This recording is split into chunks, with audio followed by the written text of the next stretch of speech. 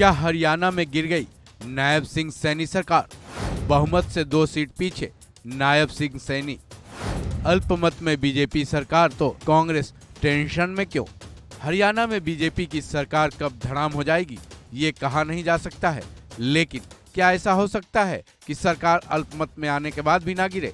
हरियाणा की इस राजनीतिक संकट में ऐसा खेला होने की आशंका जताई भी जा रही है। इसके लिए आंकड़ों की बाजीगरी का सहारा लिया जा रहा है। वहीं नायब सिंह सैनी सरकार के अल्पमत में आने के बाद भी हरियाणा में कांग्रेस टेंशन में नजर आ रही है। क्यों? आखिर क्यों ये दोनों बातें एक दूसरे से मेल खा रही हैं? सवाल ये भी है कि ये दोनों बातें जो कि असंभव सी प्रतीत हो रही हैं, उसकी चर्चा बेहद तेज है। चलिए जानते हैं दोनों बातों की तह में। दरअसल मीडिया रिपोर्ट्स में ये कहा जा रहा है कि नायब सिंह सैनी सरकार भले ही 2 सीटों से अल्पमत में आ गई हो, लेकिन उनकी सरकार नहीं गिरेगी।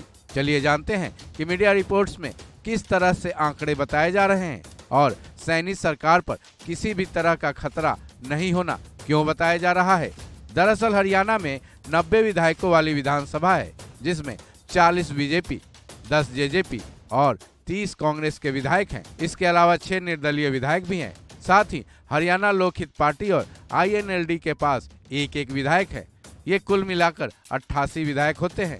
साथ ही अभी विधानसभा की 2 सीटें खाली भी हैं।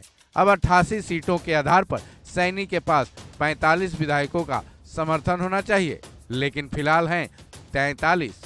यानी कि इस सरकार को बहुमत का आंकड़ा छूने के लिए 2 विधायक चाहिए।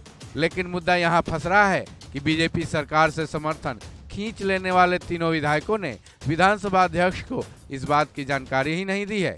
बस मीडिया में आकर उन्होंने कांग्रेस को समर्थन देने का ऐलान कर दिया है।